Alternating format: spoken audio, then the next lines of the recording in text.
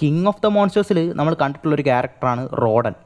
അത്യാവശ്യം നല്ലൊരു fan favourite ആയിട്ടുള്ള ഒരു ക്യാരക്ടറാണ് ആ ഒരു മോൺസ്റ്റർ. ആ ക്യാരക്ടർ ഇപ്പോൾ വീണ്ടും തിരിച്ചു വന്നിരിക്കുകയാണ്. പക്ഷേ ഒരുപാട് കൺഫ്യൂഷൻസും ഉണ്ട്. കാരണം ലെഗസി ഓഫ് മോൺസ്റ്റേഴ്സ് എന്ന് പറഞ്ഞിട്ട് ആപ്പിൾ TV+ൽ നമ്മുടെ ഈ മോൺസ്റ്റേഴ്സിനെ ബേസ് ചെയ്തിട്ട് ഒരു സ്പിൻ ഓഫ് നടക്കുന്നുണ്ടായിരുന്നു. അതിൻ്റെ ഫിനാലയിൽ നമ്മുടെ ലീ എന്ന് പറയുന്ന ക്യാരക്ടർ ആ റിഫ്റ്റിൻ്റെ ഉള്ളിൽ പോലത്തെ ഒരു സാധനമുണ്ട്, അതിൻ്റെ ഉള്ളിലേക്ക് പോകാൻ വേണ്ടിയിട്ട് നമ്മുടെ ഈ റോഡനെ തപ്പി വരുന്നുണ്ട്. അപ്പോൾ ഈ റോഡൻ തായ്ലാൻഡിൽ ഒരു അഗ്നിപർവ്വതത്തിൻ്റെ ഉള്ളിൽ നിന്ന് പുറത്ത് വരുന്ന പോലെയാണ് കാണിച്ചിരിക്കുന്നത്. അപ്പോഴും അത് ഹൈബർനേഷനിലൊന്നല്ല, ആക്റ്റീവായിട്ടുള്ള ഒരു മോൺസ്റ്റർ എന്നാണ് ആ മൊണാർക്കൊക്കെ പറഞ്ഞിട്ടുണ്ടായിരുന്നത്. പക്ഷേ ഇവിടെയാണ് വേറൊരു ഡൗട്ട് വരുന്നത്. കാരണം കിങ് ഓഫ് ദ മോൺസ്റ്റേഴ്സിൽ നമ്മുടെ ആ കിങ് ഗിഡോറയുടെ ആ സിഗ്നൽ കേട്ടിട്ടാണ് ഹൈബർനേഷനിൽ ഉണ്ടായിരുന്നിട്ടുള്ള എല്ലാ മോൺസ്റ്റേഴ്സും പുറത്ത് വരുന്നത്. ആ ടൈമിലായിരിക്കും റോഡനും പുറത്ത് വരുന്നത്. പക്ഷെ അപ്പോൾ വരുന്ന റോഡൻ മെക്സിക്കോയിലായിരിക്കും ഉണ്ടായിട്ടുണ്ടാവുക.